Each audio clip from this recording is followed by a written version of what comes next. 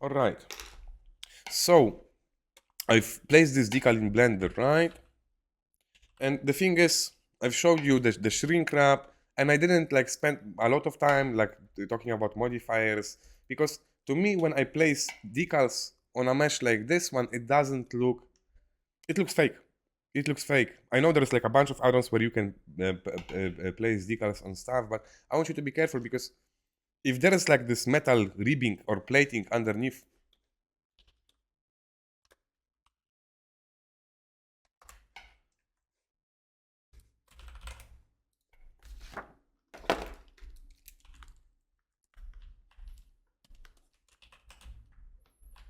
you see those edges, right? If this decal is painted on this metal plate, there should be breaks in here, right? And also I would love to show wear and tear on this decal, as in I don't want for it to look like a fresh paint. And of course I can add like an alpha mask and like some grungy texture, right? Meaning I might want to do, you know, some wearing, right, and tearing. So sometimes I will use the decals with a shrink wrap modifiers, but if this is like such a huge object in my scene, then I really want for this object to stand out, and I really like this texture. But I think like this texture was like 2 by 4 meters, maybe, I would say, or like I don't know how big it is, but my cylinder is like 20 meters tall, for example, right? I don't know, yeah, maybe around that. So I want to make this texture more interesting, but it doesn't mean I will start going into Blender and then start using maybe mask tools. Mask tools are a great add-on, like mix shader, and then use a noise texture, for example, right? If I want to, I'm not talking about the decal, I'm talking about making pushing the juice on this texture in general. I want to make this texture feel like it's a bit more busier, but I don't want like this obvious repetition in here, right? So years ago I would start like using noise texture, using mask tools, using mix shader. I will still use it, but for the sake of this tutorial I want to show you something else, because I know if I'm gonna get caught up with noise textures and with mix shaders and whatnot, I'm gonna be spending 2 or 3 hours in here. So what I will do instead, now I need to find this texture, and I think I've named it correctly, Huge LG Free U. That's right, that's the texture. This is the tweak texture.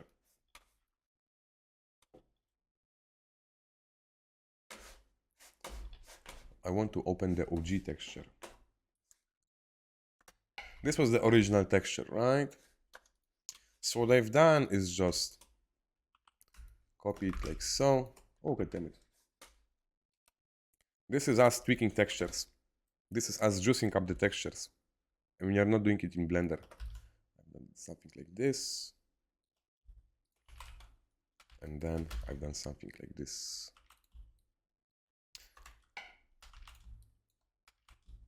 And then I think I've done something like this. And then I think I've erased stuff like so. Right? And then I like kept doing it. Maybe I've stretched it a bit more.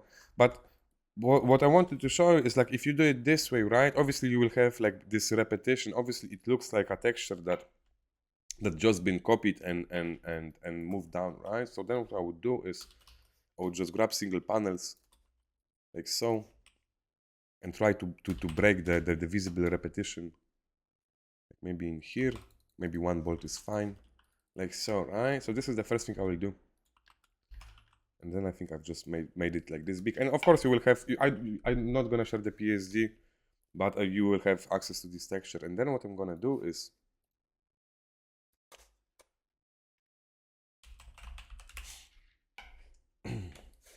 this is actually a decal that I've made, and I had this cool idea. Like I love all of those sci-fi decals, but I started looking at decals how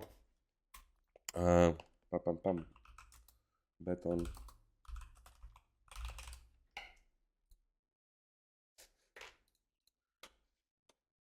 I found this on the internet, and I really like how those decals look like they've been imprinted by like this old printer, right? Like there's this dithering effect. I really like it, and there's like websites online that when you push your decal and then convert it and create this dithering effect, right? So what I will do, if my texture is a darker surface, I'll grab the decal, and this is a hack. Yoshi, we are showing them a hack. Can I show them?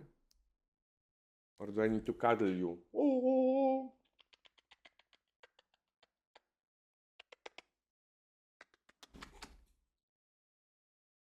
Alright. I need to hold her for like a second or two, because otherwise she's just gonna keep jumping back on the desk. So when I'm tweaking textures in Photoshop and I want to add decal in Photoshop, I'm just gonna create a white decal. It's important that the decal is white and the background is darker. I mean, you can go, it's just that one thing needs to have like a lighter value on a darker value, or it can be a darker value on a lighter value. What I want to say is, you place a decal in here, you double click, you click your layer, and then you go into blend if, and you have those sliders in here, this triangle, and you alt click on this triangle and it expands, and you can fine tune the texture. And what I'm looking for in here is this. You see how the texture underneath is creating this natural grunge, and more importantly, you see those crevices, right? This looks like this decal was painted on top of this surface, and this looks just fake. Alright, but still, sometimes like with this mechanical arm, if the decal is small enough, of course I'm just gonna place it, and of course I want to make it different value than the underneath, because I want for this decal to pop out, right? So this is how I made a more juicy version of this texture. And not only that, there's another thing that I love to do. You see those numberings and letters, like all of those decal packs are cool, and those are like worth buying on the internet, but they feel like very generic sci-fi a lot of the times. So sometimes I want just to push more decals that we see in everyday life. So I'm just gonna show you another texture. I'm gonna show you the texture for this beam, how I've made it. Let me just do this. Let's grab this one. Again, you will have access to the scene, because this one has more refined texture. Let me just grab this one. Like so. Ooh, now I see my sign is too low. Oh, Pietrek. I'm so glad again that I've placed everything in one collection. And if I placed everything in one collection, I might want to add a color tag, meaning, alright, everything is organizing here. Alright, so I wanted to show you this texture. I've named this texture obviously in some proper naming convention of this one. Alright, so I hope you remember me doing, or I'm just gonna find the source texture. Pam.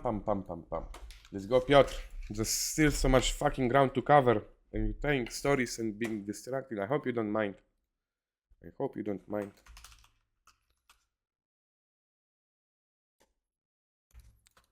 So I've just scaled this texture up, right? And I wanted for it to be longer, because this to me, I mean, of course, now I can like maybe guess the size of this texture. It's like couple meters wide and I don't know, 2 meters tall, maybe even less, right? And I wanted to use on a bigger chunk of an image. So what I've done is, on a bigger surface than like 2 by 2 meters, for example, right? So what I've done is this, just scale it up, and then just copied it like so.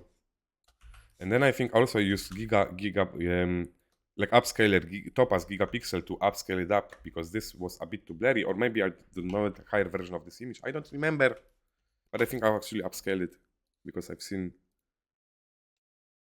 I think I've upscaled it, but anyway, now I want to edit this texture. I want to make it more interesting, right? And I have those fucking leaves. No worries. Grab another piece of this texture and place it in here, for example. I want to place this texture under the crevices, right? I want to match it somehow. And then, when I want to deal with this, I'm just gonna grab another part of a photo and do this. And if there is something in here, like maybe we can even fix it just with using healing brush in Photoshop. Over here you have a spot healing brush, and you just do this, and hopefully it will work. But it kind of ruined this ledge, but that's fine. And here's another thing that I like to do. I want to place some decals, and again, I'm constantly, whatever choices I'm making, when modeling stuff, when building composition, building layouts, I'm always thinking about never halves. Meaning, I want to place in decal in here, for example, on this surface. Guess what? I'm not gonna place it in here. I'm gonna place it to the sides. So what I'm gonna do is go into textures.com, type in train,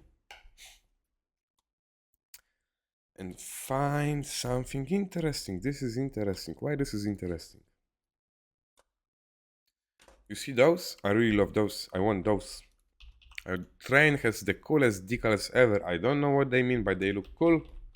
And I've seen them in real life, meaning I've seen them in real worlds. I go outside sometime. And it means if my eyes seen it, this shit in real world, if I implemented this in an image, my image will get more likes. And in general, I just think like those decals are, real life decals are more interesting than, I don't know, generic sci-fi ones, right? So again, I have a bunch of layers because I was fucking around with the textures. You don't need to have this many layers. And I'm just playing with the sliders. So maybe it's actually this one. You always want to push in and out, like which one gives you results. Like this hides the decals, right? So from this side, yeah, you see the decals and this so nice and juicy. And what I'm gonna do is just merge them with another layer, because what Blendifs does is it has this opacity, like it still has this information of the texture that disappeared in it. So I just want to merge with another layer. I don't know if it makes sense. I just want to merge, like if I've done what Blendifs layers, I want to merge it with an empty layer, so this shit disappears. And now what I want to do is, well, place them. Maybe those two will go over here. I don't need this. Maybe those two. I want to place them on a darker surface, because this will this is also cool, visible. Maybe some in here. Maybe some in here. Maybe this one is actually too distracting.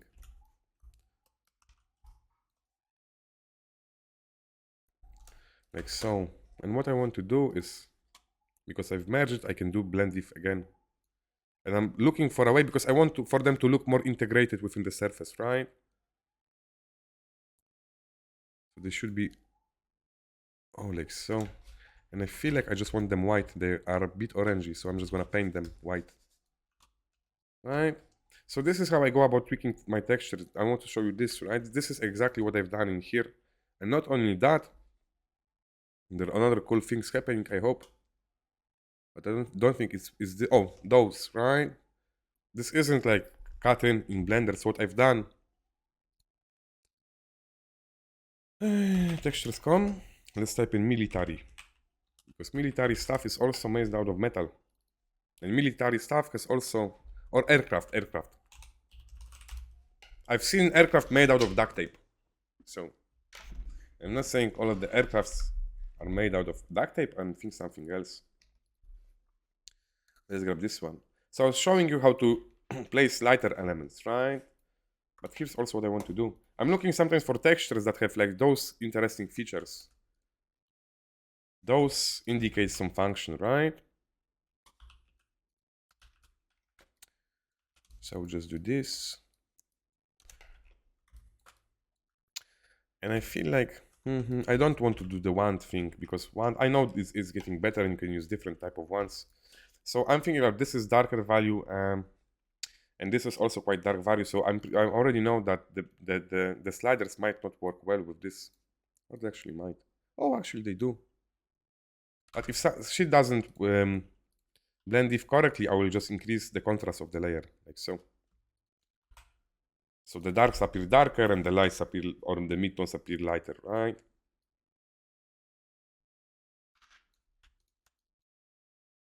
Yep, that's cool. And I want to place them somewhere, just like I placed them in here, right? So again, I really love doing this, and I know it requires you to go out of Blender. Like my preferences, I always want to stick with Blender as long as I want to stick with one software and I'm doing something, right, as much as I can. But here's the thing, this is like, I've done so many photos and textures like this. Now, by now, I have like a huge library of my own textures, right? That I will use at my convenience.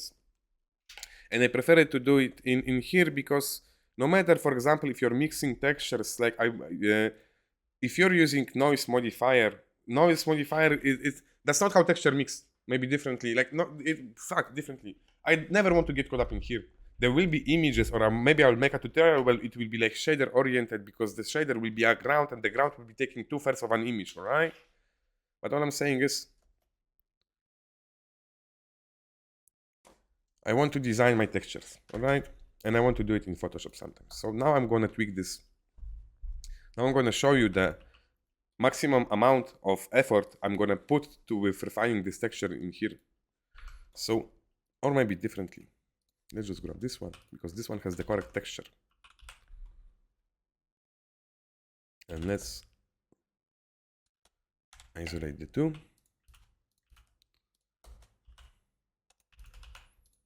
And let's just move this down. So this is the edited texture, right? And the only thing I've done is this hue saturation. I wanted to saturate slightly this texture because it felt like this red when the sun was hitting, it felt like it's getting too saturated.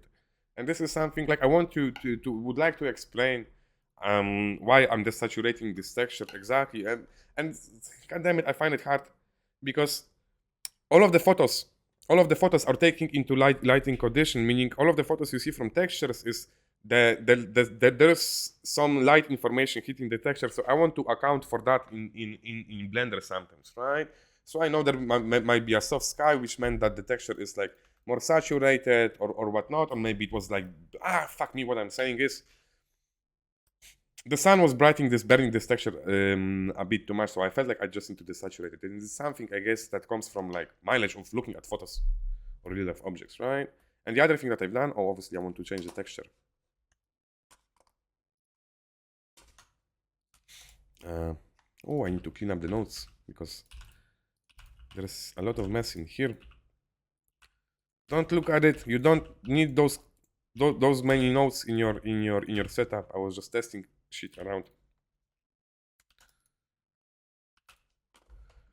I've added this texture like so, and then what I've done is maybe differently.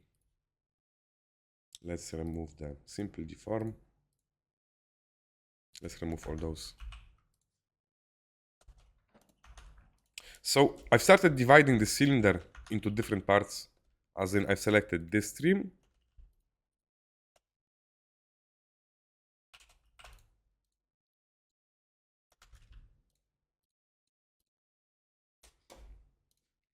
And I've assigned the same texture. And the reason why I've done this is because this segment has a different texture assigned. This segment has a texture assigned with this image, while the bottom part of the cylinder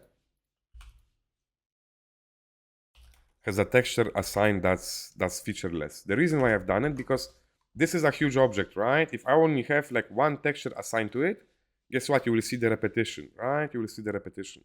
So that's why I've started assigning different texture, just basic like edited texture to the bottom. And then I've assigned a different version of the same texture. That's the roughness map, right? To the midsection. I hope I'm being clear. And then after some time, to break the repetition, I've started assigning a different set version of this texture. And you will have those textures, of course. I felt like I wanted a lady with a graffiti. I mean, as a graffiti, this is like a babe. I'm sorry. This is like a babe that I've done for another image, right? And you can see underneath, there's another trim that I've used the same method I showed you in Photoshop, just as in here. And I really love what I've done here, but then I've covered it, right? I really wanted to push those, those small tidbits of alright, there's like another plate and it has like this round decal, and this round decal dictates the shape. But goddammit, I buried it under the graffiti, right? Yeah, you took a shit and you came to brag about it. That's cool. So I was saying, because the surface is like 20 meters tall, I've decided that I want to assign different sets or different variations of the same texture to different like segments of the cylinder, right? So this segment has a different texture assigned. This one too, right? And I still wanted to do the whole hot spotting thing, meaning this. I wanted those streams because guess what? Now those streams are doing. Those streams, they are dividing my shape.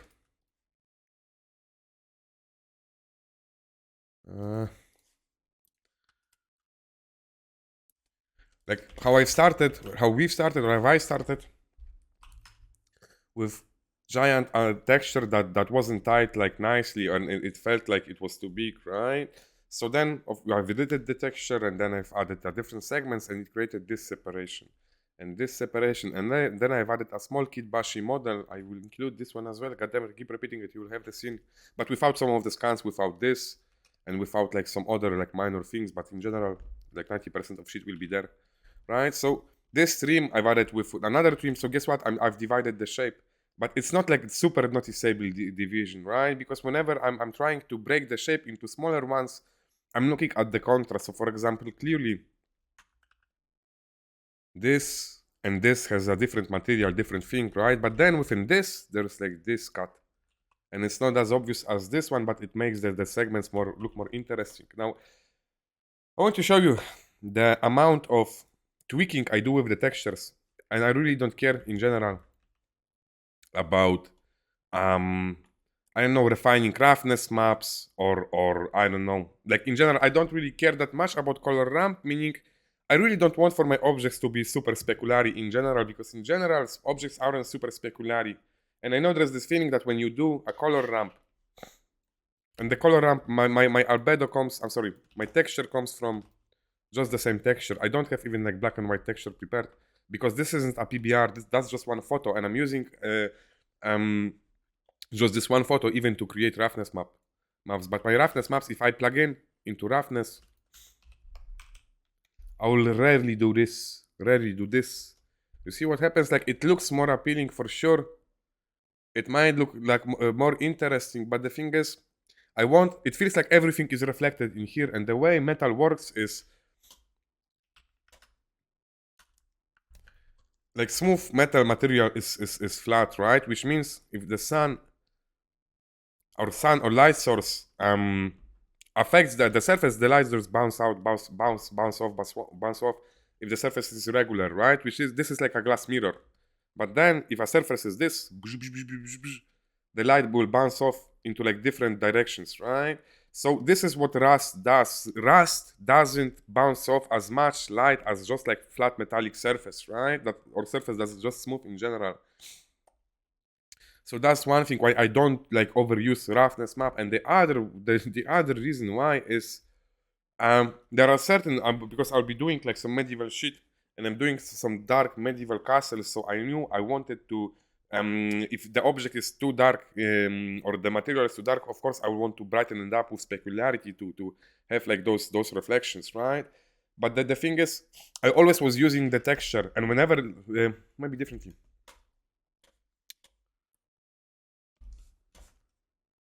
If you have a surface, right, and it's made out of bricks, how many times you were using roughness map from those bricks to turn specularity of those bricks, and then you wanted those crevices to not be specular at all? Yeah, that's cool, we've all done that, but the thing is, if it's wet outside, if this is the wall outside, guess what? Your specularity, your roughness map shouldn't come from those bricks. It should come from the rain, meaning if rain pours down, the rain goes down through the wall, like so. So what I'm saying, if you're using a brick material, you also want to introduce a roughness map that has like this type of leakage. Because rains drop down and rain goes down through the surface, right? If the wall is vertical. I hope I'm making sense. This is a quick tip, pro tip, quick hack. What I'm saying is, in case of this, I was just like trying to come up with a roughness map that it will reflect, like you see the blueness of the sky being reflected in the surface. That's what I wanted to do, and I wanted to do that because this texture is warm in color, right? And the skies are usually blue, so I find it more interesting this way, because this is where dark warm tone meets a colder tone. This is contrast. This is what makes this cylinder more interesting, I hope. And you see how the rusty parts don't reflect the more rusty parts of this image of this texture. They don't reflect light, right? This to me looks more believable. And again, I want to keep my color ramp simple, and I don't want to maybe even do it black like so. This might be cool. And then with Musgrave, display, subdivision, simple deform. If I add the Musgrave modifier, right, you see how it even, how lights is bounced off in different directions. So I really want to like convey here that a lot of the way your material or matter or your shape behaves in a scene doesn't come from the shaders. It comes from the shape of the sheet you're designing, right? So that's why I want to see irregularities in something that's like stood there for like a bunch of years, something that was used in I don't know by people, right?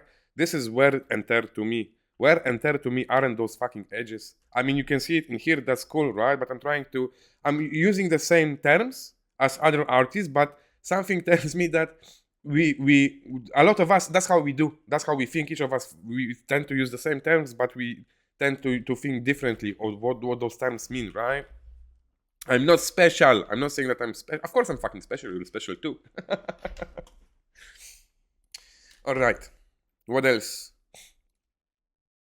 The last thing that I might want to do, like this shit, is plug in my albedo to, I don't know why it's not the same texture. It should be the same texture. Fuck it.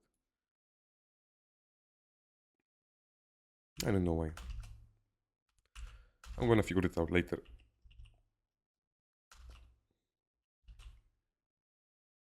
Yeah, let's have this one. So I'm sourcing everything from one albedo, right? Texture from one photo. The last thing that I might do, I might plug in bump map. But the thing with bump, I want to be very careful with bump, because what bump does, it creates like this micro displacements. I mean, those aren't displacements, right? Because it's not affecting the mesh, it's just affecting the texture.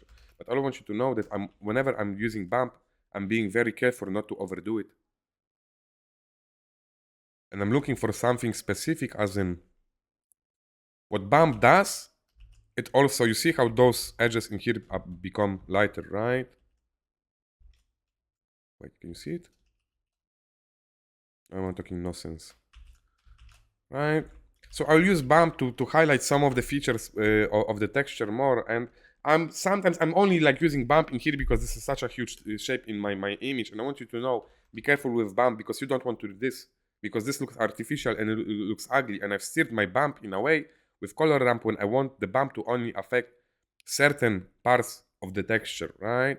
Because if there is a bump on a certain part of the texture, guess what it does?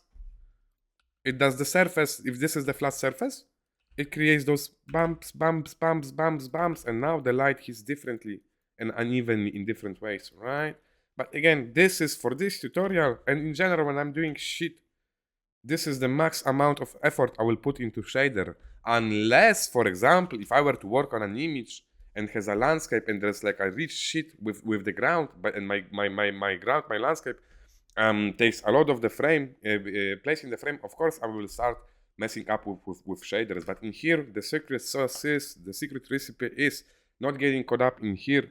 The secret sauce is to be done with it as quickly as you can. Like, do exactly what you need and don't do more, and just keep moving forward, and keep texturing other shit. This is a bit glitchy. This is way better. Let's go back. Ooh, oh, the bump. I think I've ruined the... Is it the bump? I fucked something up. Oh no.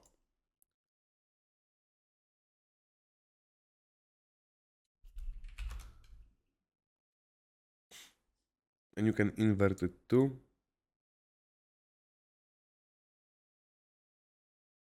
I've messed something up.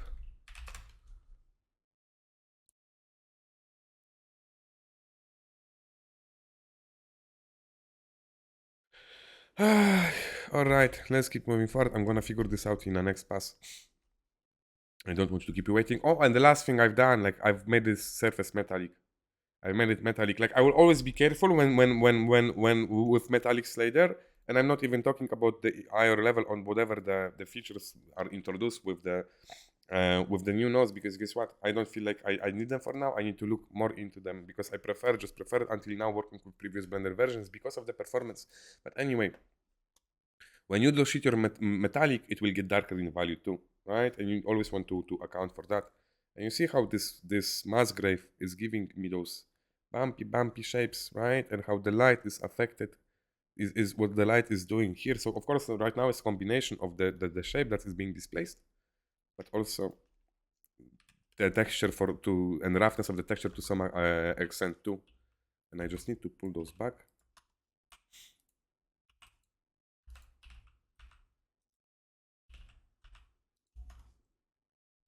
Like so.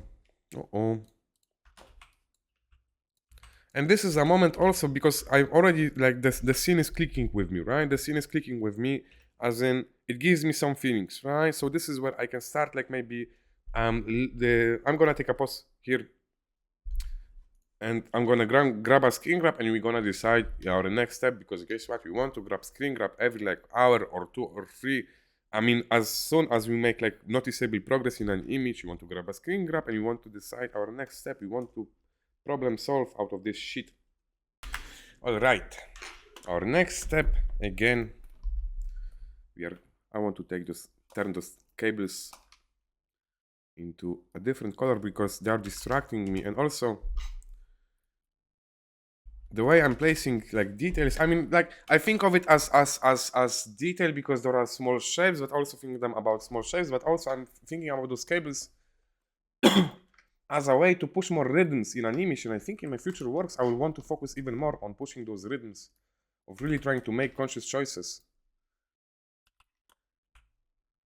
And you know what? This cable will be floating. Fuck it.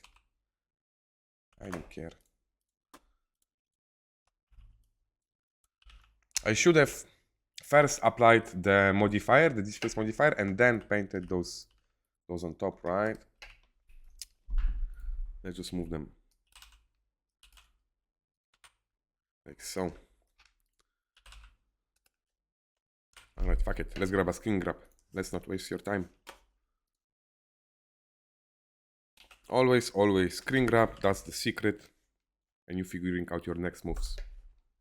You're solving problems you have on your scene, as in, because there will be like, the more elements will be in the scene, the more fine tuning it will require. So at some point, like, I know this is like not going into this shape.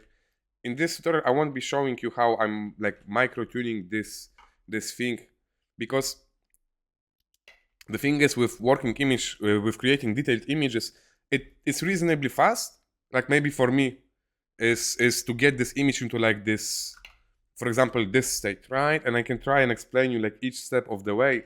But then, so I would say like this might take me like up to 10 hours, up to 20 hours. I don't know. What I want to say is to get image from this state to this state, it's a lot of moves, it's a lot of moving pieces, it's a lot of adjusting things, right? So I won't be telling you, oh, you know, now I'm gonna do this because, or how I've done this. I mean, I told you that I've placed this beam on a curve, right? And then I wanted this smoothie shape in here, right? And then I've added some bolts and bolts and bolts because this is like an easy detail. And this texture, oh, this texture.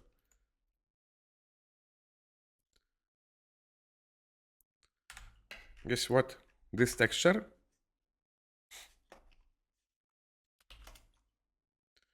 ooh, I'm gonna clean those nodes because this looks confusing as fuck, I bet.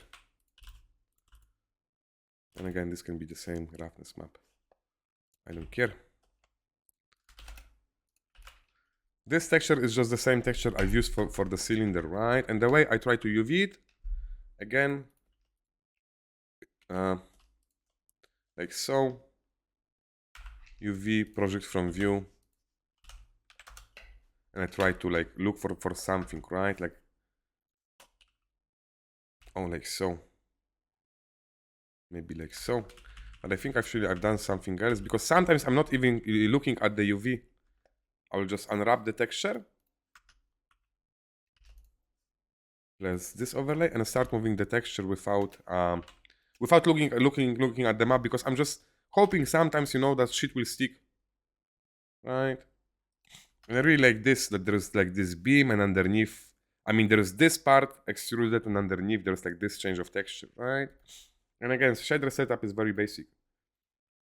What I'm trying to get at is, for example, I won't be showing you how I've done those because this is just a curve.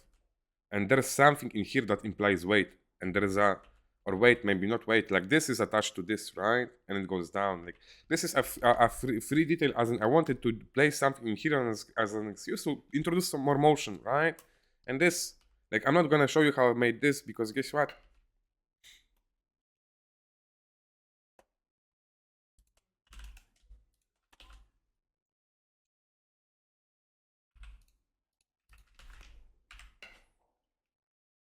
Let's just copy it to the side. Because just like with everything else, this is just a low poly. Oops. This is just a low poly mesh. And I created the texture for it. Just like so. Took texture from textures.com, added my own decal, right? And I placed this decal in a way where you look at it from the camera, maybe it's placed too much to the middle. Maybe I'll want to place it in here. Maybe I'll want to place it slightly to the side. And then there's this slit, and the texture is hot spotted. You see those crevices? Oh, this is actually different texture. Oh, I'm sorry. Those crevices comes from this ring. You see this, right? So what I've done in here